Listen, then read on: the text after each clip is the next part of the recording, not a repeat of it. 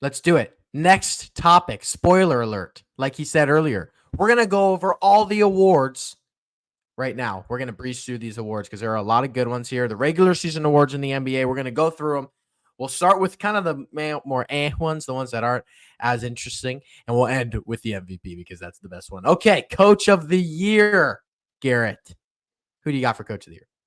I think Jamal Mosley's got a real shot at this in Orlando. Sure. He probably isn't. He probably isn't going to get it. I think.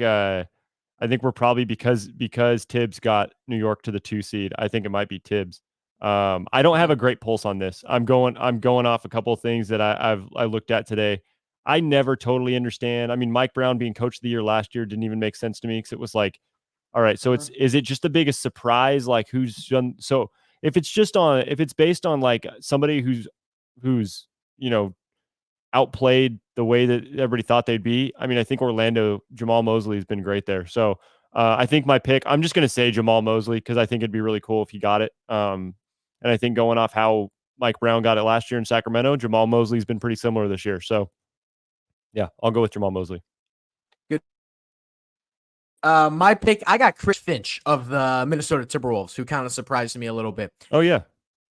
That was a pick that I had. I think there's a couple ways you could go with the Thunder's coach. You could go Orlando. I mean, like you said, the Coach of the Year, you kind of lean like which team made the biggest leap, like which team like the most unexpected leap, things like that. Feels like is the criteria, but Finch here for the Timberwolves. You could go, like I said, there's a lot of different ways, and honestly, I might go to OKC's coach. Honestly, who I am blanking of Oklahoma City's coach. It's that foreign dude. But anyways, he could totally win it too. Yeah, no, I don't know. Yeah, I mean that you know what? That's probably a good bet. 'Cause I mean, getting them to the 1 seed that might push him over the top. That might be it. Mark, what's it? I can't even. Mark, I'm blanking. This is terrible. I'm not going to try to say it. Dejanot. You guys know who we're talking about. Dejanot. Yeah. There it is. That's probably okay. That's probably going to be it. You're right. Now that they got the 1 seed, you're right.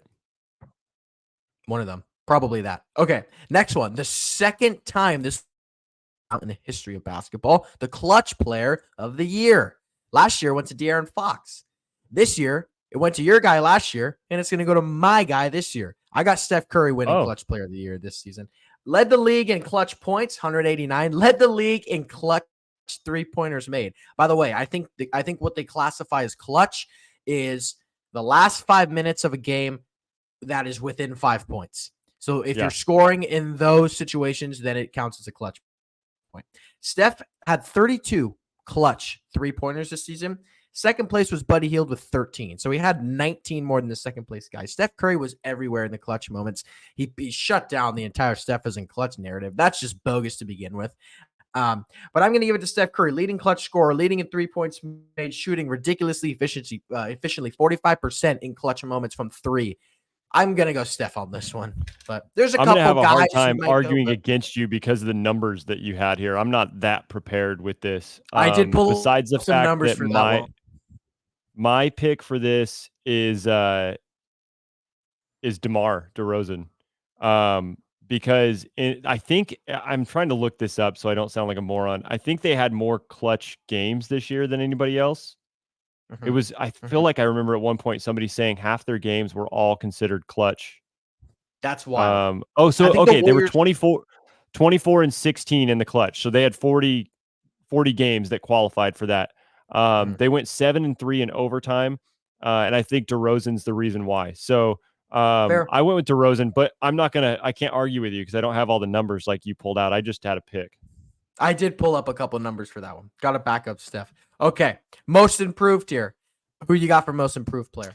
Most improved player. I think Kobe White. Good one. I really like Kobe White. I think Scotty Barnes would have been those were kind of my guys. I like the guys I was trying to pick between. I really like Scotty Barnes. That's probably a good bet just because I mean he made such a jump this year. And I was disappointed in him last year, so it was nice to see how well he did. But I think I just ended up saying Kobe White. That's a good pick. You can't go wrong. Kobe White's a good pick. I went Tyrese Maxey. Went from solid role. I mean, not role player, because you could tell he was like kind of emerging last season, but went from pretty solid player to freaking all-star. Was so good this season. Jumped up in points, up like from 20 to 26. He was really good. So I got Tyrese Maxey as my most improved player. Yeah, Next, sixth I man wouldn't of the argue year. that. I'm going with Who's your Malik. sixth man? Good I'm call. going with Malik. I I went too. think that dude off the bench. I mean, I think he also shows how important he is with how bad the Kings have been since he's been out. Mm-hmm. He should have been a starter all year. I think that was one of those things where everybody, especially Kings fans, were all just like, "Why are we not starting Malik over Kevin Huerter?" Because Mm-hmm. Kevin Huerter was so bad for a majority of the year, where it was just like, I think I texted you at one point. I'm like, it looks like this guy forgot how to play basketball. Now, I Yeah. think Mike Brown's system, the way that Mike Brown was using him, probably wasn't helping him at all. The Mm-hmm. emphasis on defense, Kevin Herter's not a good defender, and if Mm-hmm. he's exhausting so much energy over there, so it was one of those things where it was like Malik should have been starting, but he was the sixth man this year, and I think to me, I don't think it's close. Um, Looking around at other things, it looks like Naz Reid's got some steam with this too, but Yeah. I think for me, it's got to be Malik because it was like watching that dude in the fourth quarter win some games for the Kings. It was like this is the sixth man. So Perfect. Same thing here. I went Malik. Not much more to say. You pretty much nailed it. Naz Reid seems like he's had a really good year this season coming off the bench for Minnesota, but I'm gonna go Malik with you as well. Okay, yeah. defensive player of the year. It's kind of an interesting one. And then Naz Reid, I don't even know the qualifications for six man. Did Naz Reid start the whole time Cat was out? I don't know the qualifications either because he must have started, but he's still eligible. Oh, I don't okay. know All how. right. I don't know the qualifications though, but I know he's Yeah. still eligible. Eligible. But okay, eligible. Defensive player of the year. I'm gonna Kind of a two-man race here, people are saying, but it could just be a one-man race yeah, in some I'm people's sure eyes. Rudy Gobert is gonna get it. But I just have never seen guys U-turn the way they do when they see Wembanyama down there. And I I mean, know. his block numbers are insane. Um, Insane. I'm just like, I mean, they're probably going to give it to Gobert because I think Gobert, if now again, I've said this too many times. I've told you this before. I don't watch enough of the modern NBA to have great takes with this. So I'm sure if you've got people listening to this, listen to me talk, they're like, this guy's a moron. Sure. I don't watch enough and I don't read enough. And it's just not what I mean, I'm not using all of my time to do that. But when I've seen Wembanyama play, it's just like I don't know what you do with this. And there's that viral clip going around right now that's it's a 3-on-1 and they're just passing it back and forth and they finally get it out to the three and he still contests the three and it's like I don't know what you do with this guy on defense. He's Fair. so stinking long. He's a smart basketball player. Yeah. Now I think it's going to end up going to Rudy Gobert though. I don't think they're going to give it to a rookie. I think Gobert having a team that actually has succeeded says a lot. Now, granted, he's got a better team than Wembanyama does, but ultimately, I think it's going to go to Rudy Gobert.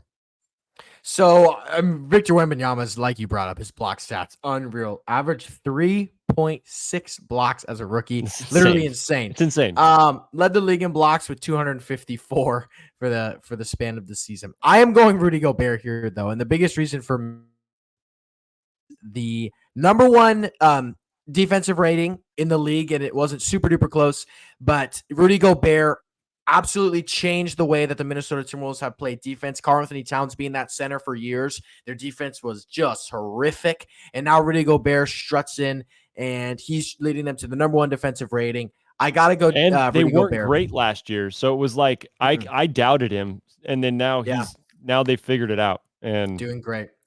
So I'm gonna go Rudy Gobert, but Victor Wembanyama. I'm not going to be upset if case. Victor Wembanyama wins it. I just think Totally. it's going to be Gobert. I don't think they're going to because I think okay. So going into the next category, I'm guessing is Rookie of the Year. I don't think they're going to give Rookie of the Year to Wembanyama and Defensive Player of the Year. I don't think it's going to go both. So I think Rookie of the Year, he's run away for Rookie of the Year. Totally. But 100%. if he's Rookie of the Year, I can't see them giving Defensive Player of the Year when Gobert's team has been that good on defense.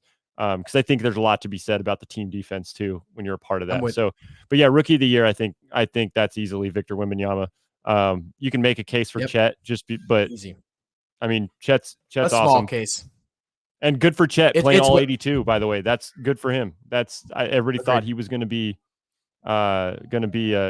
an injury. Oh, my kids are yelling at each other. Hold on. I knew that We was going can to happen. we'll wrap up here in a minute, and Yeah. then you can get 10 to it. We'll hit the last word because year, I think it's easily Victor Wembanyama. The MVP, the really fun one. I think it's a 3-man race here with Shai Gilgeous-Alexander, Nikola Jokic, and Luka Doncic. I think you hinted at who your pick is. You got Shai? I'm going to pick Shai because of his defense. I think he That's what I plays the said. whole game. Love Now, it, dude. am I going to argue if they pick Jokic? I think Jokic and Luka. To be fair, I don't really love watching Luka anymore, only because literally every play, it's like somebody kidnapped one of his kids and he's throwing his hands up and crying, and it's just how he is, and I just don't like it. I love Luka as a player, just that part of it drives me nuts. And then I think the defense, Shai, SGA. Like I said, I'm straight, and for me to be saying at the end of the year that I think he's the MVP says a lot because I wasn't not that I wasn't a fan of him. I just didn't think he was. I honestly thought he was more on the level of De'Aaron Fox at the beginning of the year, and I was just wrong. And yeah, I think he deserves it. I don't think he'll get it. I think it's going to be one of those two guys, probably Jokic. I mean, I don't know. We'll see. But my pick was SGA. I think it's going to go to Jokic as well, but my pick is also Shai Gilgeous-Alexander. And like you brought up the defense, that was my biggest thing too. He's the best defender of the three. Dude's an elite defender, does absolutely everything, leads his team to the 1 seed in the West. My pick was Shai. He was my pick at the beginning of the year, and it turned out to be pretty solid of a pick. Will he win it? I don't know. I do think if I had to put money on it, I think it's going to them being the Jokic. 1 seed could sway some people. I mean, the fact that they pulled that off could sway that. I saw a little photo graphic on Twitter of like 10 of the voters who released articles on who they think is winning MVP, who should, and 10 of the 11 of those guys said Jokic, and one of them said Luka. Now there's like 110 voters, but those guys that are all surprises me Jokic, that nobody said SGA. Kind of weird. I don't know, but we'll see. That's obviously not the whole story.